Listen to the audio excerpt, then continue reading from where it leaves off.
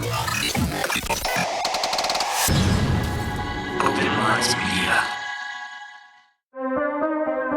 County 911. My brother's gone. Can you be a little more specific, sir? He took my brother. Who took him? I don't know who took him. I don't know what. Sir, take a breath. Explain to me what happened. And I looked out and there was this big red blinking UFO. I can just say this. Something's going on in the woods. Something's going on. They're not dogs, they're not coyotes. What could it be, right? I had an encounter with a skunk ape, and it completely altered the course of my life. I found a skull. Are you guys gonna want to come film this? Put him out. I just see it. Sightings of a UFO hovering over a barn. Millie woke up from a dream, and when I went into the bedroom, she said there's a monster on the wall. They saw that the creature had run through a barbed wire fence. They were able to obtain hairs. They sent the hairs to their lab, and it came back as an unknown creature.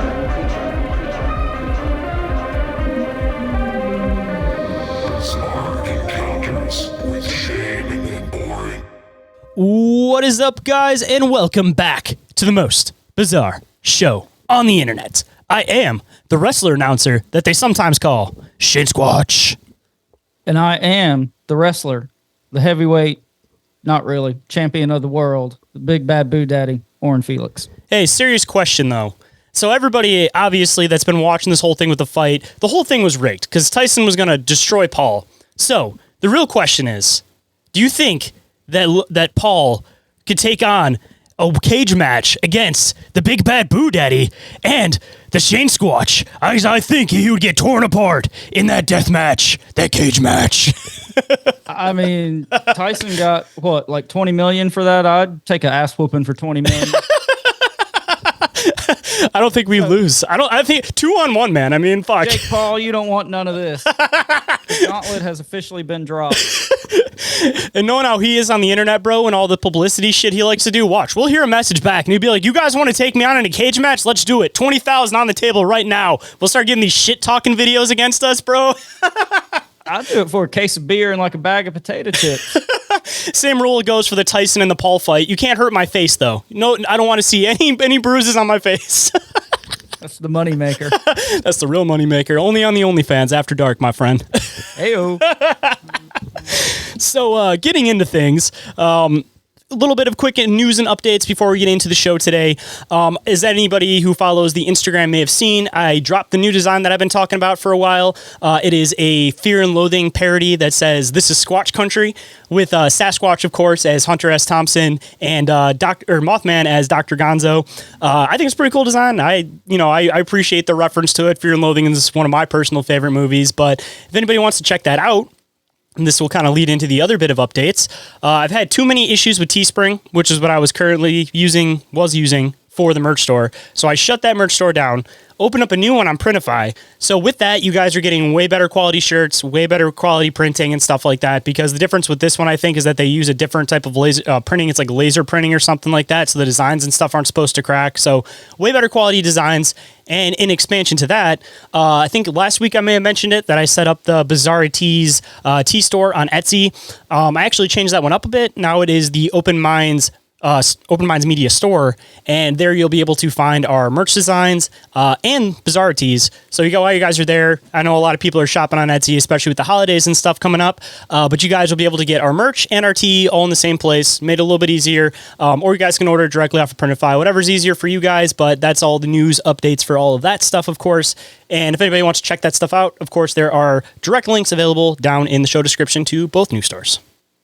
And our last piece of housekeeping before we get into today's episode, with Thanksgiving and the holidays coming up, we are not going to drop a normal episode next week. It's going to be a special kind of bizarre inquiries episode that we're going to share on the main feed. So you guys look out for that next week.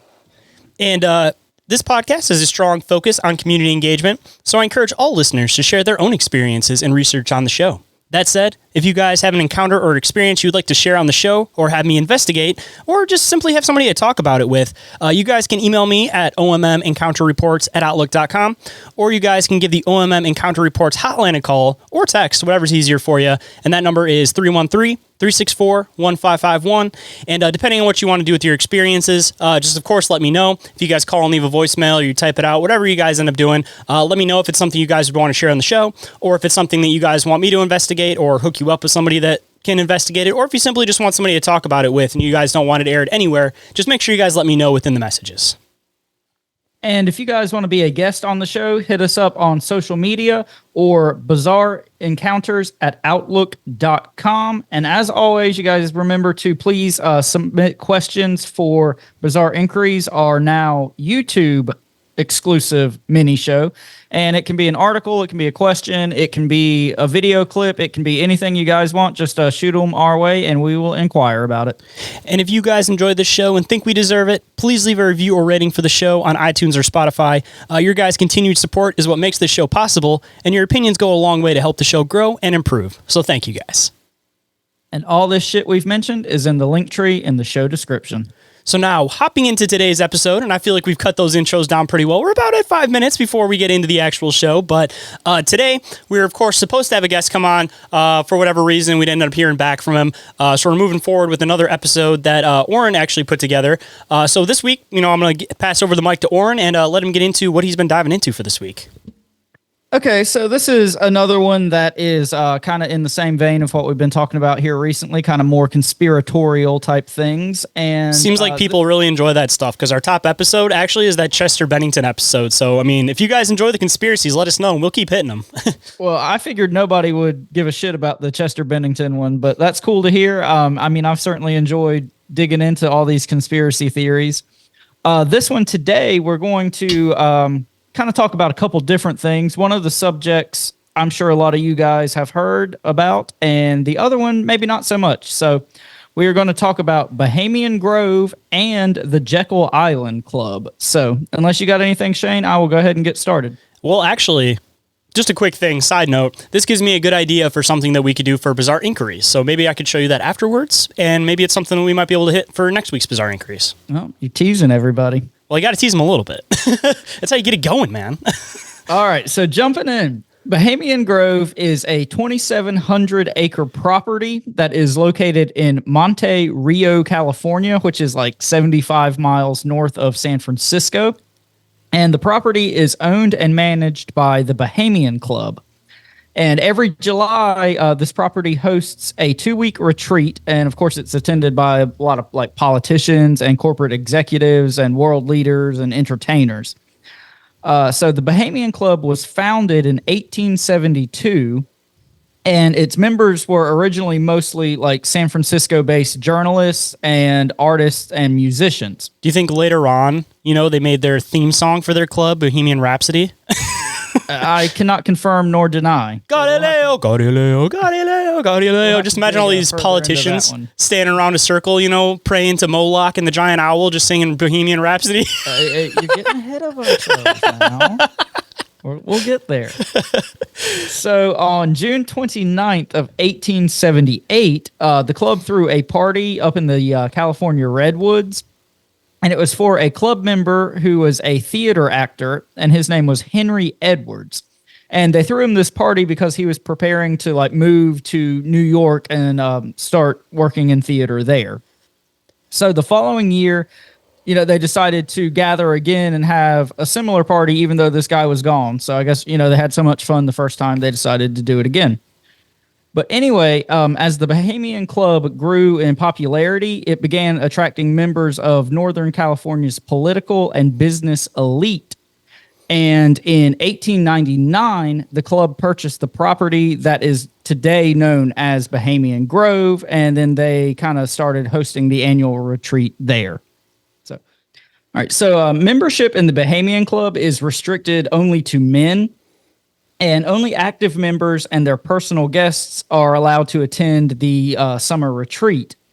And members of the Bohemian Club have included several U.S. presidents and allegedly, every Republican president since Calvin Coolidge has attended. So it's also attended by like high-ranking military officials, executives of like large corporations and banking institutions, including the Federal Reserve, which may or may not come up later in the episode. Do you have a list of people who attend this that are like current? Because I'm kind of curious, like if you have a list. So if you just go on like Wikipedia, there is like a list of people who have attended, I think, but like it's really long and baffling. Well, if you said Republican presidents, just out of curiosity, is Trump one of the people attending this? I have heard rumor, or read rumor, I guess would be more accurate, that he has, but I cannot confirm nor deny because they are very secretive. Was that a pun too? Get it? Red rumor, because Republicans. I was thinking red rum, but either way. I'm just curious because it said every Republican president, like basically up till now or whatever. So, Trump would have been already a Republican president. So I'm curious if he attended this like while, he was the last Republican president, or if he was somebody that didn't, so he may have broken that chain. I don't know. It would not surprise me if he did, just with everything going on. Not to get political, but it would not be surprising. So also, they still invite like artists and entertainers to kind of keep the whole like Bohemian vibe alive. But this is mostly just like a political business elite meeting at this point. And after a member has served 40 years in the club, they are given old guard status. And allegedly, this gives the member, quote, reserved seating at the Grove's daily talks as well as other perks, end quote, which I wonder what those other perks are, because you're in this like old boys club for 40 years and all you get's like front row seating. I mean, there's probably something to it other than that. They probably get little boys. Yes, quite possibly. So the Bohemian Club's mascot / logo is the owl, and that's said to symbolize wisdom, and owls are going to come up again in just a second. And also the club's motto is "Weaving spiders come not here," and this is a line taken from Shakespeare's A Midsummer's Night Dream, and it implies, quote, that outside concerns and business deals are to be left outside, which, who are we kidding? We know that's not happening. And you talk about other kind of weird things. So Bohemian Grove has a very like midsummer, like that whole like ritualistic type vibe to it. Oh, yeah. So I find it ironic that their line that they quote comes out of Midsummer's Night Dream, because it's, not midsummer, but midsummer, like it's still there, Well, and, if you want to go a step further, there's a lot of conspiracy theories with like Shakespeare and was he actually a real person? And, there's some like Freemason stuff with that too. So there's a lot to unpack there as well. Mm-hmm. Yeah. There's the whole other thing about, oh crap, I forgot the guy's name. It's on the tip of my tongue, but basically the person that a lot of conspiracy theorists claim like wrote a lot of these plays is the same person who supposedly wrote like the King James Bible and stuff too. Like, I don't remember the guy's name. I mean, there's a lot of that kind of stuff you can go pretty deep into. I don't know, like, the validity of much of that. It's still interesting, though. It's still, like a interesting thing to kind of research into and figure out. And I can't remember his first name, but isn't his last name Bacon? It's Francis Scott Bacon or something like that. I think you might be correct. Yeah, like there's a Bacon that's something to do with all this. I can't remember exactly who it is. As soon as I hear Bacon, it just goes into like, 7 degrees of Kevin Bacon. It is Francis Bacon, by the way. It says an English philosopher and statesman who served as an attorney general and Lord Chancellor of England under King James I. So yeah, King James Bible. That would have been the guy, Francis Bacon. And he taught a small town how to dance. Got to get loose, footloose. All right, y'all, we got to take a break and pay some bills. But if you guys hate ads, well, you guys can get ad-free and early access on Patreon for just $1 a month. And it's a great way to support the show. And if you'd like to get some extra video content and merch store discounts, there are a few other tiers with additional benefits with 7-day free trials available for most. And now, back to the show.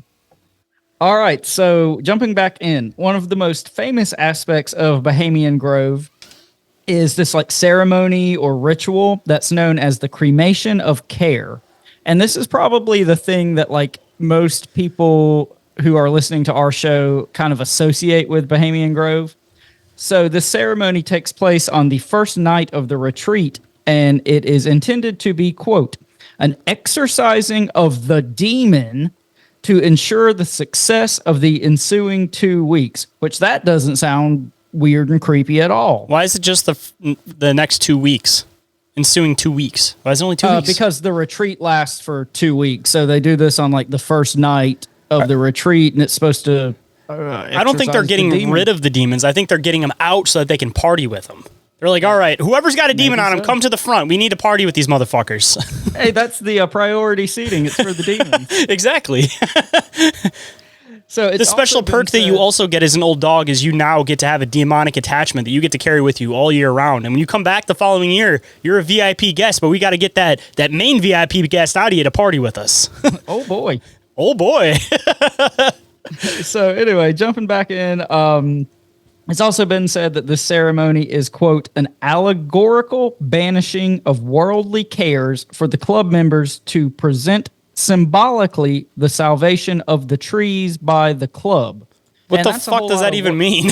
That's what I was going to say. That's a whole lot of word salad that doesn't really mean a whole lot. But I thought the salvation by the trees thing was kind of interesting because druids, of course, are known for worshiping trees. And druids is probably something we're going to talk about in one of these episodes. I just got to find some way to work it into other conspiracies and whatnot. But that's definitely something I want to hit. I mean, too long. When you get into like the witchy stuff too, specifically like a lot of witches I've had on like inquiries, they're like natural witches. You know, they like when you dive into a lot of the pagan stuff. Anyways, it was like a natural like religion, like the whole 5-point star thing. Of course, before it got inverted for the whole like satanic purpose of it, was supposed to represent the 4 elements, and then spirit was supposed to be the top one. So like there was this huge connection with witchcraft and nature, and it hasn't been until I guess somewhat recently that when most people think of a witch, you're thinking of all of these like blood rituals and all this crazy shit. But it's like most people that practice paganism, like that are just normal people, they practice it from this more like nature standpoint. Yeah, like a spiritual standpoint almost. Yeah, just connecting with nature, and like praying to Gaia. Yeah, a lot of that stuff just basically has bad PR. You know, like Wicca and witchcraft and all that. It's like not too far off from like being a hippie, basically. You know, honestly, it's new agey ideas. It's just again blanketed under a different thing. But a lot of these new age concepts, it's like they're all the same between all of these different viewpoints. It just has a different label slapped on it. You know? Yeah, absolutely. So kind of going back to the cremation of care ritual, it was first performed in 1881, and in 1923, they kind of established like this standardized script for the ceremony, and it still follows that same script today. And according to Wikipedia, this is kind of a long quote, but I thought it said it better than I could. So the ceremony involves the poling across a lake of a small boat containing an effigy of care. Dark hooded figures receive from the ferryman the effigy, which is placed on an altar and at the end of the ceremony set on fire. This cremation symbolizes that members are banishing the dull cares of conscience. The ceremony takes place in front of the Owl Shrine, which is a 40-foot hollow owl statue made of concrete over steel supports. The moss and lichen-covered statue simulates a natural rock formation, yet holds electrical and audio equipment within it. During the ceremony, a recording is used as the voice of the owl. For many years, the recorded voice was club guest Walter Cronkite. Music and pyrotechnics accompany the ritual for dramatic effect. Sounds very Evil Dead to me, like they're reading from like the Book of the Dead. Like I just imagine that recording from the old movies with the speaking like Latin and shit. That's what I imagine would come out of this owl. Well, I mean, with Walter Cronkite, who knows? That bastard probably gets crazy. Dude, I just want to break apart that ritual for a second. Like, obviously, it has the feel of like the ferryman and like the River Styx, and depending on which way you view that, it's either a Greek thing or when it kind of gets revamped into Christianity, would have been through like not even necessarily like any religious book, but the Divine Comedy / Dante's Inferno was like the reference to that being in like the Christian biblical type of idea rather than taking it away from like the Greek concept. And that's like, of course, where he got his inspiration from if you actually like dive into like the background of the book and everything like that. But again, kind of making this connection where, you know, a lot of people would view this as satanic, but when you actually dive into it, it starts getting into this like old world mysticism, which is something that we regularly talk about on the show. It's not, it's masqueraded as Satanism under it actually being like old concepts that they've basically pummeled into your head in school that they're all mythology. They're mythology. They're mythology. They're fake. They're not true. They're mythology. We've proven this false. But yet, why do these people pray to these people then? But they're so adamant about making sure that the general public views this specifically as mythology. Well, and you know, you mentioned it being like Greek or Roman, but we know basically all of that kind of shit is the same thing that was started in ancient Egypt, and it's just being rolled over from one culture. I'm sure they have a ferryman too. I just don't know the name offhand, but I'm sure they have a ferryman character. Yeah, and like, yeah, there's definitely something in, and I'm not an Egyptologist, but there's definitely something about like crossing the river in Egypt mythology too. But what's kind of interesting about that is, you know, when we talked about the Freemasons, a lot of their stuff is steeped in kind of this, like you said, this ancient Egyptian mysticism. So all this shit's connected, like we always say. I mean, it all goes back to the same thing. And it goes back into like trials and tribulations, weirdly enough, too, because it's like even membership to join these occult groups and stuff like that. Like I know in Egypt, you know, when somebody passes, they basically have to go through these specific challenges before they can get brought into the underworld. And like one of them is that you have to like, they have the scale of like your good deeds and your bad deeds, and it's supposed to like not outweigh the feather or something like that. So it's like, even within all of this stuff, like it's a very reoccurring concept about these whole like trials and tribulations when you go into the afterlife, and they always use it symbolically in all of these rituals where it has the same trials and tribulations type concept going through all of it. Yeah, that's definitely true. And you know, like we say on the show all the time, like people are often talking about the same thing. It's just they're calling it different things. And if you really just like strip the edifice and the actual words these people are using, like the ideas and the stories are pretty much the same across cultures and history. When here's something kind of weird to think about, just to add into this too. So, you know, obviously different religions, they kind of describe these characters differently, but the events seem to be the same. Yeah, you know, we talk about this whole concept about like perception, you know, like that two people might be looking at the same thing and not necessarily see the same thing. So if these things don't necessarily have their own solid physical form, like even people have like near-death experiences, like they all kind of fit the same trope, but like the angels will look a little bit different, or this will look a little bit different. So what you're seeing like visually might be a matter of like your brain trying to comprehend it, and part of that is your influence, your background, what you're familiar with, and being able to connect it into things. So it would almost make sense that if each of these cultures are seeing different things, but the like experiences are the same, that it might have to do with like their background of what their knowledge they're already familiar with is, and how their brain receives it, or how whatever these beings are choose to like present themselves to this specific group of people. So it's like you can't necessarily go off of like the description of the beings themselves, because it might be different for everybody. Because again, we see that even with near-death experiences, even though the concept is always the same. Yeah, so two quick thoughts. You know, even on a more practical level, we talk about how, you know, one person's angel is another person's demon, and your framework often flavors like how you perceive and look at these events, even without, you know, the aspect of they could be literally presenting themselves differently. And something that I just came across in the past couple days is even in the Bible, like, it pretty much says that like angels presented themselves differently to different people. So that gets back to what are we actually talking about here? You know, it goes into that like higher dimensional concept where it's like, you know, I always go back to this analogy, but like you see a ball, but if you're underwater, you're only seeing a circle. So it's like, it depends on which angle you're viewing these things from too, because how these things could physically present themselves, your brain may not be able to actually understand or dissect. So it just grasps onto one piece that it can understand. And that's where your perception comes in. Because these things may not even have like this is how they look always. You know, these things may be amorphous energies and like consciousness, that they don't have their own like solid physical form. It's just, they show physical form in order for it to make sense to something that's a lower dimensional being. No, that makes perfect sense. And we kind of went on a little bit of a tangent there. Hey, the tangents are fun, though. I think you're going to enjoy this next part. Are you ready? Yep, I'm ready. All right. So, in the year 2000, your boy, Alex Jones. Good old Alex Jones! We haven't talked about him in a couple weeks, so it's about time for him to make another appearance. That's because he's getting fucked with InfoWars by the Onion. So anyway, in the year 2000, Alex Jones and his cameraman, whose name was Mike Hansen, they snuck into Bohemian Grove, and they were actually able to film the cremation of care ceremony. And Alex Jones actually included some of that footage in a documentary he made that was titled Dark Secrets Inside Bohemian Grove.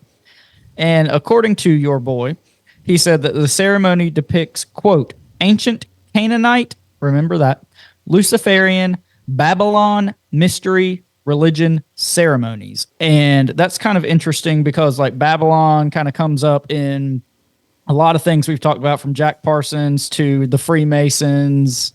So yeah, just thought that was kind of cool. And I'm sure you've got some thoughts on Alex Jones. I'm just imagining Alex Jones going in there and, he probably has to be secretive on this one, but the typical Alex Jones would be going in there and just being like, what are you guys doing here? Are you guys sacrificing children? Are you taking our children?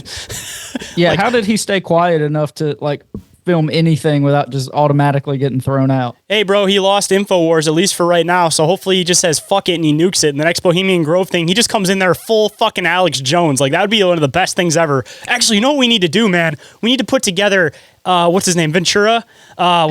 Ventura, yeah, and Alex Jones, and they both have to go into Bohemian Grove, because all I'd imagine is just, you wouldn't be able to get a word out. It'd just be those two just yelling back and forth, like, over each other. When they get done, they can tag team against the Paul Boy and Mike Tyson. Or just the Paul brothers in general. I'd love to see that match.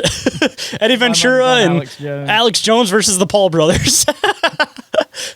And they'll be like, we'll pay you to not hurt us that bad. And Eddie Ventura and Alex Jones will be like, we're going to fuck you up for America. For America. For America. If you're going to do it anyway, it has to be for America.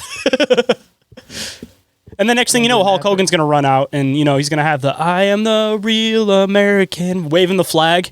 He's like, I endorse the winning team to be Eddie Ventura and Alex Jones. Brother. Don't go anywhere, guys. We'll be right back. But while you guys are waiting, don't forget to check out Bizarre Tees, creature-inspired tea blends made by yours truly. Available for order on the Open Minds Media Etsy store, or you guys can join the Bizarre Tees Tea Club on Patreon to receive a monthly tea subscription and samples of new blends, along with full access to the Open Minds Media Patreon, receiving this show and, of course, Inquiries of Our Reality. Now back to the shit show. All right, so skeptics have kind of argued that these kind of claims made by Alex Jones and other conspiracy theorists are really exaggerated. And there's this British journalist and filmmaker named John Ronson, and he actually used some of Alex Jones' footage in his own documentary called The Satanic Shadowy Elite ? And he described Bohemian Grove as an overgrown frat party. That kind of sounds like just about all of these organizations. Yeah, pretty much. And gay shit included. Yeah. So piggybacking off of that, in 2008, there was an editor for Vanity Fair magazine, and he was arrested for sneaking into Bohemian Grove. And a article about this appeared later on VanityFair.com. And it's kind of jokey in tone, very tongue-in-cheek, kind of making fun of people who, oh my God, you don't really believe that there's satanic child sacrifices going on there. So very, very condescending.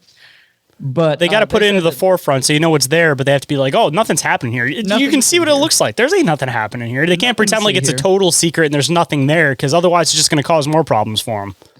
But they said that the most troubling thing witnessed while on the property was, quote, profuse outdoor urination. And they went on to say, quote, with gin fizzes being poured at 7 a.m., so many enlarged prostates and such majestic natural urinals, who's surprised? I'm surprised. It's kind of a funny quote. It's a pretty funny quote. Gotta have all the, fucking nature protesters showing up and saying, "Stop urinating in the grove! Pissing on the trees! Stop pissing on the trees!" So this it's part of the ritual. This next part is not politically correct, but I did think it was kind of funny, so I included it. So if we get canceled, I'm sorry. I already said that's gay, so I mean, we already got canceled off that one. So, so in a 1971 tape recording, President Richard Nixon. So that's pretty much all you guys need to know. Like, these are not our words; these are Nixon's. I am not a criminal. He said, "Quote: The Bohemian Grove, which I have attended from time to time. It is the most faggy goddamn thing you could ever imagine with that San Francisco crowd." Which I'm going to make no commentary on that. I'm just going to leave that there and let it sit for a second. Dude, honestly, out of any fucking president, like, Nixon has the greatest, like, fucking one-lines. Like, they're the most, like, improper fucking way of talking I've heard in my fucking life. Like, Nixon, obviously not a great president, but hilarious as a fucking person for the shit that he says. Just no fucking filter on anything. Like, the fucking president of the United States said this shit. Like, that's fucking crazy. Yeah, and now he's our second most unhinged president. So in, oh my God. September of 1942, there was a planning meeting for the Manhattan Project held at Bohemian Grove, which I think is kind of funny because, you know, they say their motto is, you know, leave all your business dealings and whatnot behind. But, like, it's well known that they planned the fucking Manhattan Project here. I really hope that Einstein was there and he was just that awkward dude sitting in the back like, I don't know what to do here. Well, I don't know about Einstein, but Oppenheimer was there. Well, Oppenheimer's a character anyways. Of course he's involved. So he was there along with like several other like physicists and high-ranking military officials. But this is interesting. There was also executives from corporations like General Electric and Standard Oil there. So people that say, you know, we're not profiting off of war. Yeah, that's the military-industrial complex for you right there. Yeah, for anybody that doesn't know, there's a lot of weapons that are made by GM. You know, that same company that makes all your electrical plugs. Well, and we know there's only like 5 or 6 companies that actually exist. Like everything else is owned by them. But yeah, you start off a good company, you're going to get bought out by somebody at some point. Or you're just going to fail and crash. That's kind of how the business goes, right? Yeah, one way or the other. So this I thought was kind of funny, too. In 1978, the Bohemian Club was, quote, charged with discrimination by the California Department of Fair Employment and Housing over its refusal to hire female employees. And this is just a great piece of 1970s social commentary. So a judge issued a decision that was actually in favor of the club, and he declared, quote, club members at the Grove urinate in the open without even the use of rudimentary toilet facilities, and that the presence of females would alter club members' behavior. So he basically used pissing on trees as like a legal justification for not hiring women, which is just mind-blowing in 2024 thought processes. I mean, I'm kind of surprised he didn't just simply use, you know, it's labeled and said to be a gentleman's club. So, like, you know, it's kind of in the name. I'm surprised he didn't try to use that defense, that it's in the name, that it's a man's club. This wasn't for female members. This was like employees couldn't eat, like the people like cleaning up and cooking food and shit like that couldn't even be women. Sounds like he was probably one of the people involved with it, and he didn't want to get, you know, in trouble for pulling his dick out in front of somebody. Probably.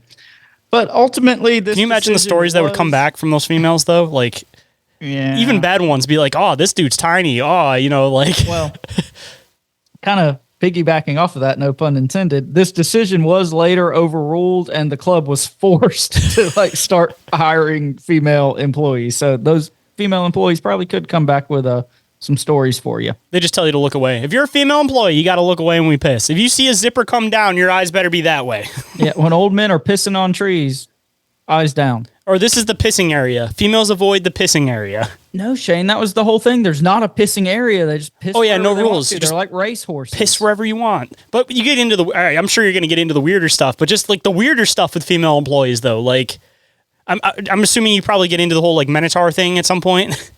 No, I didn't hit on too much of that. But if you want to hit on anything like when we wrap up that I didn't hit on, I kept this kind of vague because my research took a kind of left turn, and I'm going to talk about that here in a second. So.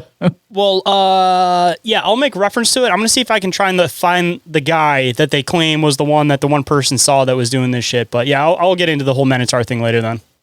Okay.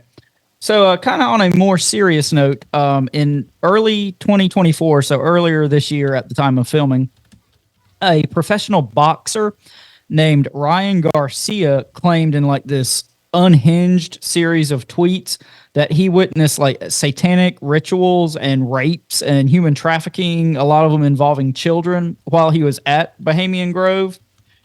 And it's also been speculated that the Owl Shrine is actually like a representation of the ancient Canaanite god Moloch. And, you know, it's funny since Alex Jones said back in 2000 that this was a Canaanite ritual.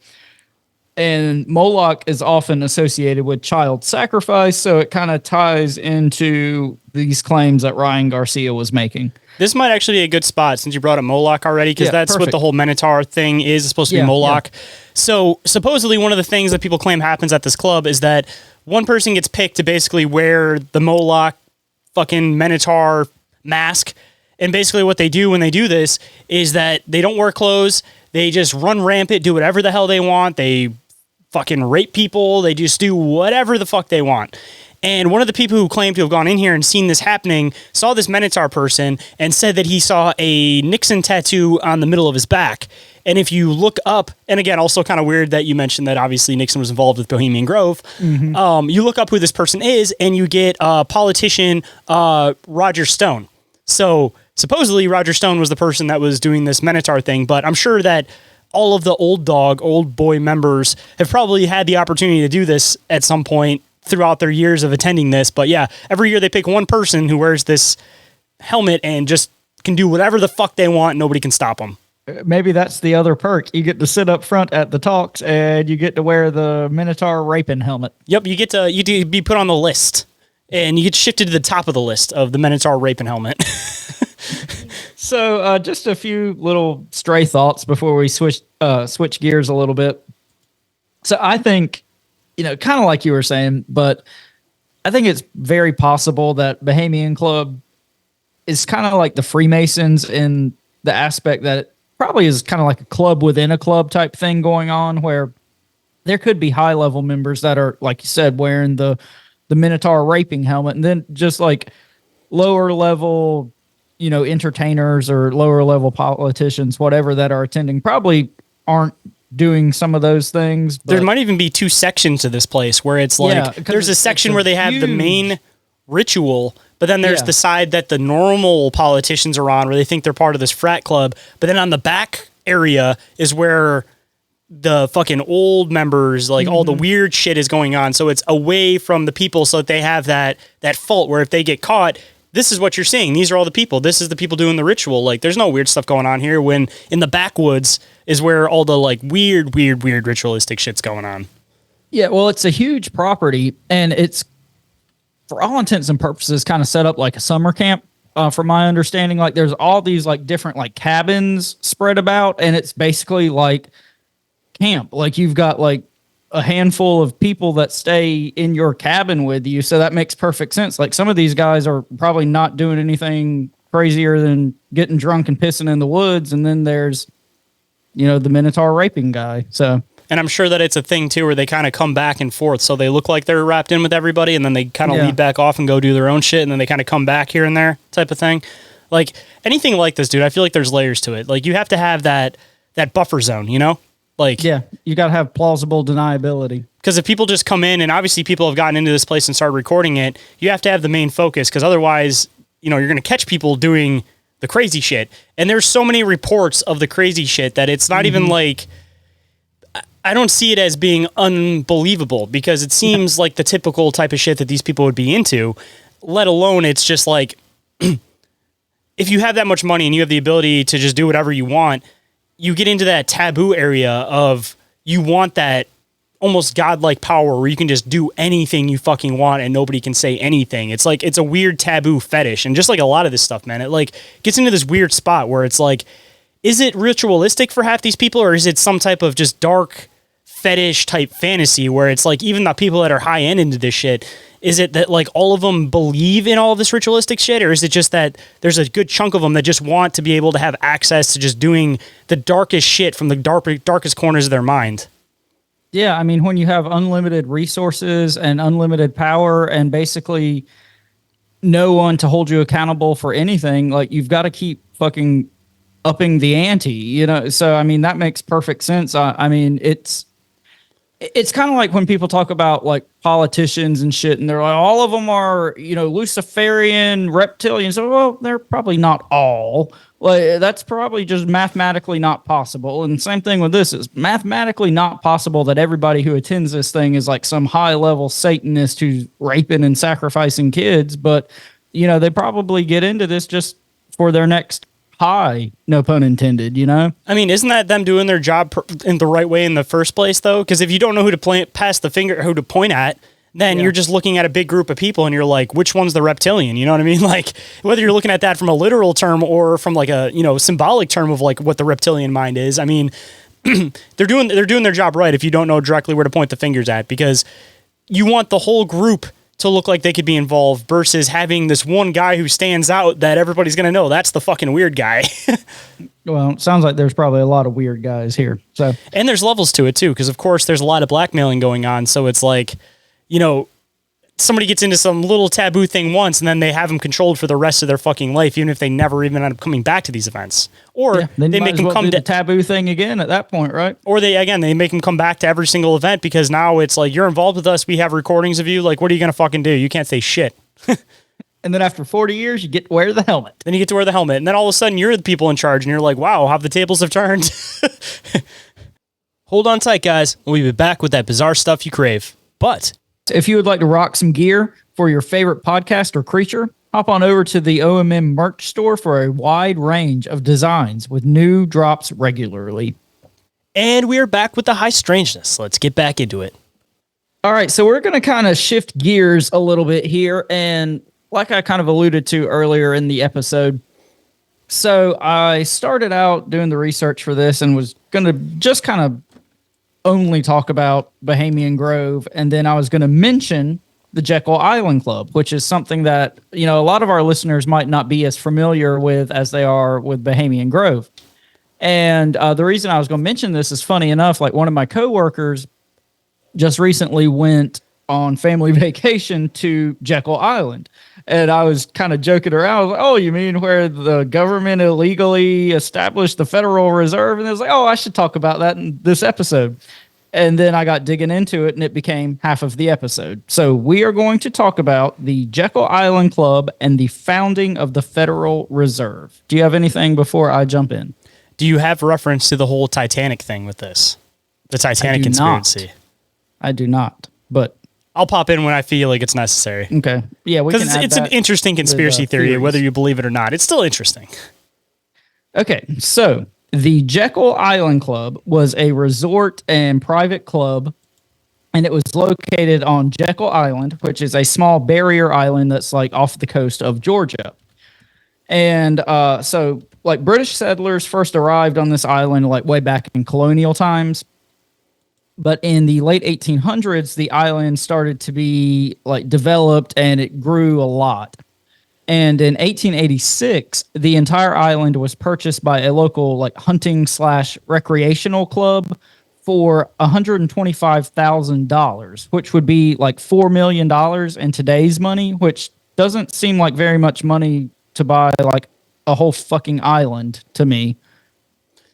I mean, but if you have the right connections, right? I mean, they couldn't make it too obvious they're just giving them the island. They have to make it look like they paid a little something for it, right? Yeah, a little something. So they bought this island, and then this club officially founded what they called the Jackyll Island Club. And this was intended to be like a winter retreat for wealthy Northerners. It kind of sounds like a place where they would hunt people. Tell me, that does it not sound like... Well, hunting was like a big thing here. Like they had like a taxidermist like on the property. So yeah, like what's that movie? I can't remember what it's called. World's Most Dangerous Game or something. No, there's one where like there was like a girl that was getting married and like her family started hunting her. I don't know. I'm drawing a blank. Can't remember what it's It all called, comes back to it's all inspired by the World's Most Dangerous Game. Yeah, very much in that vein. But just Jackyll Club as a whole, you think of like Jackyll and Hyde, you know what I mean? Like, I don't know, it gives me that feel that it almost just sounds like the place where they would fucking like hunt people for sport, you know? Like, yeah, it seems like an odd name. But anyway, so they started construction on like the clubhouse and the whole complex. And that was completed in 1888. And like I said, there was like a taxidermist, there was hunting grounds. This was basically like a self-contained community. And it had several cottages, and I'm using that term, quote unquote, cottages, because they were really more like mansions. That, just a humble like, little cottage. Yeah, just a humble cottage that each of the members could buy. And a lot of like the most prominent families of that time were members of this club. And like some of them were like the Morgans, like, you know, JP Morgan Chase, the bankers, and the Rockefellers and the Vanderbilts. But like I said at the top, what Jackyll Island Club is arguably best known for is the role it played in the establishment of the U.S. Federal Reserve. So, on November 10th of 1910, there was a Rhode Island senator who was also the chairman of the National Monetary Commission, and his name was Nelson Aldrich. And he, quote, brought together many of the country's leading financiers to Jackyll Island to discuss monetary policy and the banking system. And so some of the people that he had with him were A.P. Andrews, who was Assistant Secretary of the U.S. Treasury, Paul Warburg, who was a banker for Kuhn, Loeb & Co., Frank A. Vanderlip, who was from the National Bank of New York, and Henry P. Davidson, who was from J.P. Morgan, Charles D. Norton from the First National Bank of New York as well, and a fellow named Benjamin Strong, who is also from J.P. Morgan. So that was a lot of names and companies and whatnot. All of that's not really that important. What is important is to note that these people in attendance kind of represented what they say, quote, was about 1/4 of the world's wealth at the time. So because of this meeting was done in like absolute secrecy. And I've got kind of a lengthy quote to share, unless you've got something to add. Well, the event that I was going to talk about is in 1912. So once you start getting near that time era is when I'll pop in with what I got to mention. Okay. So I'll read the quote. And this is from Bertie Charles Forbes, who is the founder of like the business magazine Forbes. And he stated, quote, picture a party of the nation's greatest bankers stealing out of New York on a private railroad car under cover of darkness, stealthily riding hundreds of miles south, embarking on a mysterious launch, sneaking onto an island deserted by all but a few servants, living there a full week under such rigid secrecy that the names of not one of them was once mentioned, lest the servants learn the identity and disclose to the world the strangest and most secret expedition in the history of American finance. I am not romancing. I am giving to the world for the first time the real story of how the famous Aldrich Currency Report, the foundation of our current currency system, was written. The utmost secrecy was enjoined upon all. The public must not glean a hint of what was to be done. Senator Aldrich notified each one to go quietly into a private car of which the railroad had received orders to draw upon an unfrequented platform. Off the party set, New York's ubiquitous reporters had been foiled. Nelson had confided to Henry, Frank, Paul, and Pat that he was to keep them locked up at Jackyll Island, out of the rest of the world, until they had evolved and compiled a scientific currency system for the United States, the real birth of the present Federal Reserve System. The plan done on Jackyll Island in the conference with Paul, Frank, and Henry is the link that binds the Aldrich system to the present system together. He, more than any one man, has made the system possible as a working reality. All right, so that was kind of a long quote, but in summary, in 1910, the Jekyll Island Club was the location for this like clandestine meeting of some of the most prominent bankers in America. And during this meeting, they cooked up this piece of legislation, which was known as the Aldrich Plan. And this plan provided the framework, no pun intended, for establishing a central banking system for America. And this later served as like the basis for the Federal Reserve Act. And that was signed into law by President Woodrow Wilson in 1913. And this created like the whole Federal Reserve System that we still use today, which is, quote, responsible for managing the country's money supply, making loans, and providing oversight to banks, and serving as a lender of last resort. So this might be a good spot to throw that spot in, since it mentions 1913. Yeah, go ahead and go for it before we kind of conclude and wrap this up. So everybody's aware of the Titanic sinking April 14th, 1912. So I'm just going to bring up this quote directly from Wikipedia. Take it as you will, but it's something to definitely kind of take into consideration when you kind of get into remembering what type of people are involved with this kind of shit, the money that was involved with this type of stuff, and the strings that they would pull in order to obviously do what they're trying to do if they're trying to be that secretive about that island. So one of the claims is basically, I'll just read this verbatim. One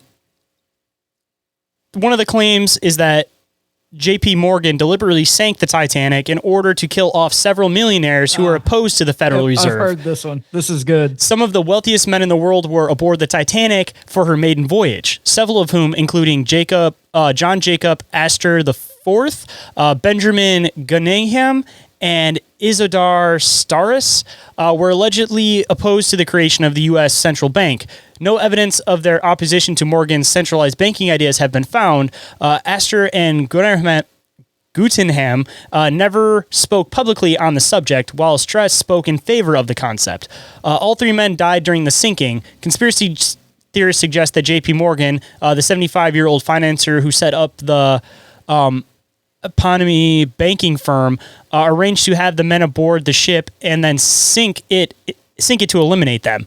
Morgan canceled his ticket for Titanic's maiden voyage due to his reported illness, which again also seems kind of weird that he was supposed to be on that ship and didn't go, and it happened to sink with these important people on it. Gunnerman's ticket wasn't even purchased before Morgan's cancellation.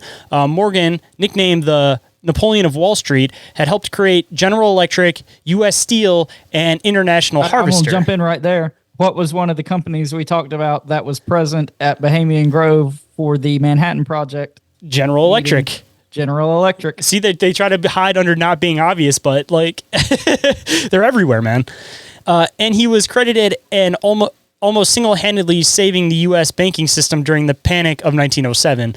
Morgan did have a hand in the creation of the Federal Reserve and owned the International Mercantile Marine, which owned the White Star Line, and thus owned the Titanic. So, I mean, Morgan, who had attended the Titanic's launch in 1911, had booked a personal suite aboard the ship with his own private pomade deck and a bath equipped with specifically designed cigar holders.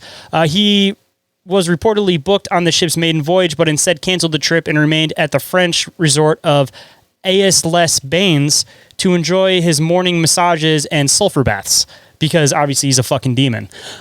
His allegedly last-minute cancellation had fueled speculation among conspiracy theorists that he knew of the ship's fate.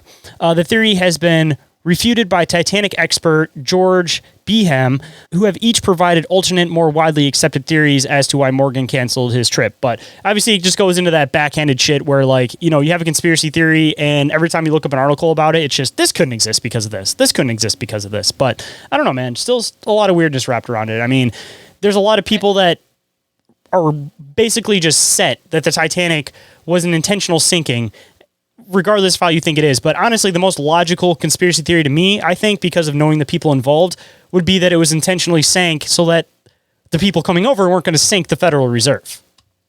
Well, and just as, you know, shallow as we've dug into this, we already found connections between J.P. Morgan, the sinking of the Titanic, the Manhattan Project, and Bohemian Grove without even fucking trying. You know. So again, it's all these ties, but then you get it's an internet article. Everything on Wikipedia. Every time you look up a conspiracy theory in Wikipedia, it's kind of like the typical news articles that we bring in for like bizarre inquiries, where it's like, here's the information, but this couldn't exist because of this. But then as you're reading through that, you're like, well, what about this though? What about this though? What about this though? Nothing to see here. Nothing to see here, people. All right, y'all, we got to take a break and pay some bills. But if you guys hate ads, well, you guys can get ad-free and early access on Patreon for just $1 a month. And it's a great way to support the show. And if you'd like to get some extra video content and merch store discounts, there are a few other tiers with additional benefits with 7-day free trials available for most. And now back to the show. All right, so kind of jumping into some miscellaneous and conclusions and closing things out. So ever since the Federal Reserve was established, it's kind of attracted a lot of controversy and criticism. And this is because it's like widely considered to be the most powerful central bank in the world. And its officials are not actually elected, but they're also like not considered part of the government. So it kind of operates in this weird gray area between a private entity and a government entity. And it's also been kind of suggested that the Federal Reserve controls like the money supply and they can control interest rates. And some conspiracy theorists have like even questioned whether the Federal Reserve should be constitutional. And it's kind of funny, you know, talking about. It sounds like the government is funded off of capitalist pockets. That's what it sounds like to me. It's kind of like talking about how. Do you ever watch Game of Thrones? Do what? Do you ever watch Game of Thrones? No. Not even once. Well, there's like the bank that all these countries come to, and it doesn't really like explain too much of it, at least in the show. I haven't read the books or anything, but like it's they infer that there's like these people that just have infinite amounts of money, and that basically all of the kingdoms are run by people coming to these people and basically saying, I need more money to run my kingdom. And I think it's supposed to also kind of be like a little stab at like the Federal Reserve, that our country isn't actually funded by us. It's funded by these capitalists that basically say, yeah, I guess you can do that. We'll throw you some money. We'll throw you some money. So it seems like a lot of the money that we're paying for the stuff in the country is actually coming from taxes, but it probably isn't. It probably is like, you know, a really small majority compared to what these people are throwing in actually comes from them. And that's the reason why they're able to control everything, is because they're fucking financing everything. Yeah, and kind of bringing it back to what you were saying earlier about like all these articles will be like, here's this conspiracy theory, but no, not really. So like just this whole thing about how people have questioned whether this should like actually fucking be constitutional or not. And, you know, they had to do this under complete fucking secrecy because people would not have wanted this system. But anyway, all these articles were like, no, it's not unconstitutional because it was passed into law by the government. I was like, that doesn't mean that the idea of it isn't unconstitutional. That just means that they passed into law an unconstitutional thing, you know? Or lobbying. I mean, fuck, if these people obviously had these infinite money supplies, it's really easy to grease people's pockets if you throw enough money at them.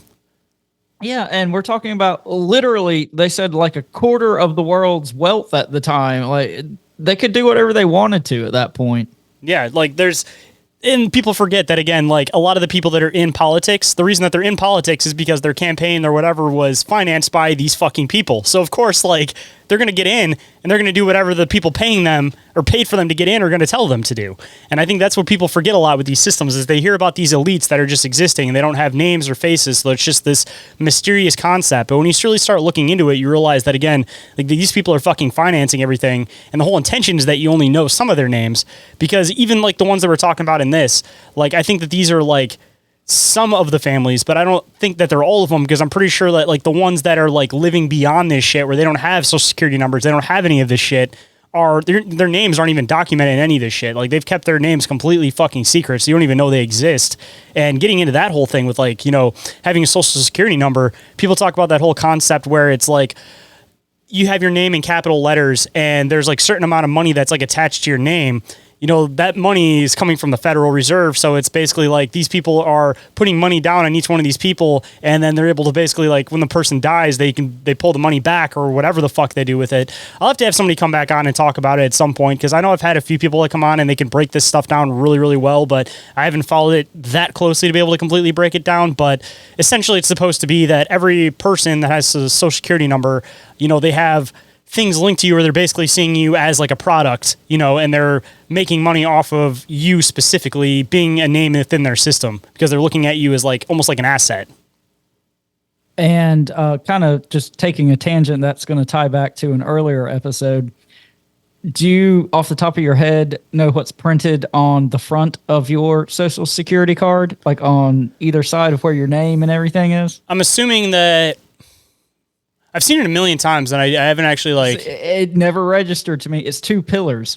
Two pillars. They have said are like the pillars of Boaz and Yakeen that we talked about, like with the Freemason episode. Oh my God, I gotta look that up now, because I've never I haven't looked at my card, like, because I just have the number memorized, so I probably haven't like physically looked at this card since we've actually been diving into this shit. Yeah, like you see it a million times, but it never registers. But yeah, so while you're looking that up, just to kind of bring it all back home, we've, like I said, without really trying, we've proven that like big banks financing whatever, and the government and big business and the defense industry are all fucking in bed together, and anybody who thinks they're not is just naive and lying to themselves. So just to break this down also, so the Social Security card, it says Social Security across the top, and there's like a blue like awning over it, and then the sides, there's the two pillars.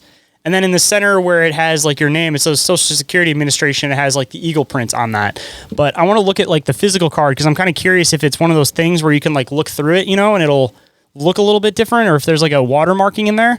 But at least from the picture, yeah, it's very clearly the two pillars on the left and the right side. So I mean, like, if you know what you're looking for, you know what you're looking for. But if you don't, then it just kind of blends in with. Doesn't even register. Doesn't register at all. Nope. All right, so kind of just wrapping up, we're going to do a little odds and ends about Jackyll Island. So during World War II, the U.S. government ordered that Jackyll Island be completely evacuated, and the club was closed. And in 1947, and in 1947, strange year, ownership of the island was assumed by the state of Georgia. And in 1978, the club was designated as a National Historic Landmark. And in 1985, it was reopened as a luxury resort. And today, like, the whole island is a popular tourist destination. Like I said, one of my coworkers went there on vacation like 2 weeks ago. Seems like such a random location to just be like, I want to go to Jackyll Island. Like, so fucking random. They went because there's like a KOA campground there, and they like took their camper and everything. But yeah, it does seem kind of random. But also, I guess it's closer to your area than Michigan. So if somebody from Michigan just decide to go there, like, that's fucking weird. But if it's someone in your area, then I guess I get it.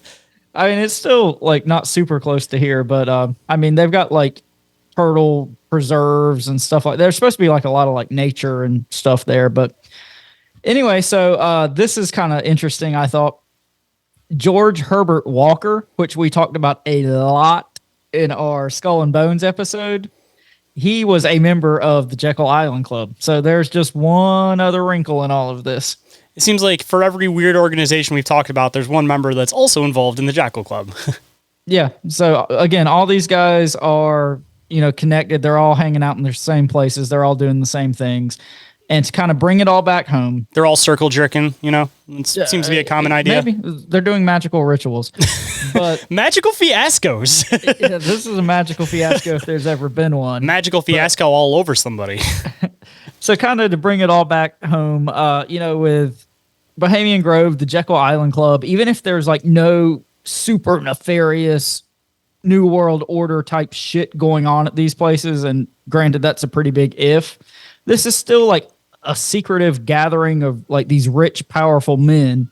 So it'd be naive to think that at the very least, there's not like decisions and deals going on there that like affect the entire fucking world. I mean, we know for a fact that the Manhattan Project meetings took place at Bohemian Grove. We know for a fact that basically... Just to throw this in, just because I'm thinking about it real quick, Manhattan Project, you're splitting atoms. It almost kind of sounds like, you're getting down the Jack Parsons line of like trying to open up a door somewhere. So, I mean, two birds, one stone. The Manhattan Project could have been intended to create a nuclear bomb to end World War II, but the backside of that research could have been, we figured out how to open a fucking portal. And then that's when all the aliens started showing up, was when we discovered or rediscovered, whatever you believe, nuclear technology.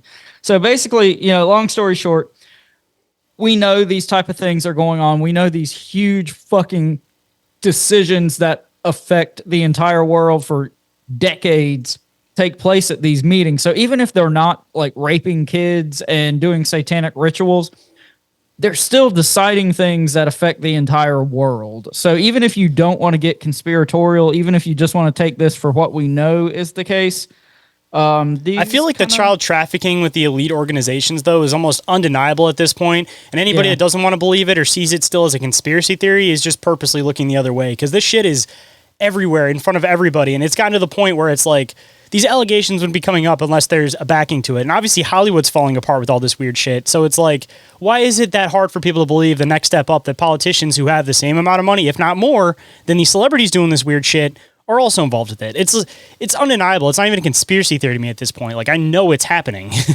Yeah. And again, these are just the things that we know and can prove goes on at these places. What else, like you said, goes on that we can't prove? So, I mean, even Epstein's Island, man, like, people want to believe that either way, but why would there have been that many people flying there for just an innocent hangout, and like all of them are politicians, like, and then again, the guy commits suicide in a jail cell, all the information's hidden. Ghislaine Maxwell goes through court, has the black book, none of the names get out. This shit is happening, like, it's undeniable. No, man, Jeffy was just a good hang. Well, you just don't have to be so negative about everything. But... should have kept his fucking mouth shut like Hugh Hefner and he would have been fine, right? Hold on tight, guys. This is our last ad break.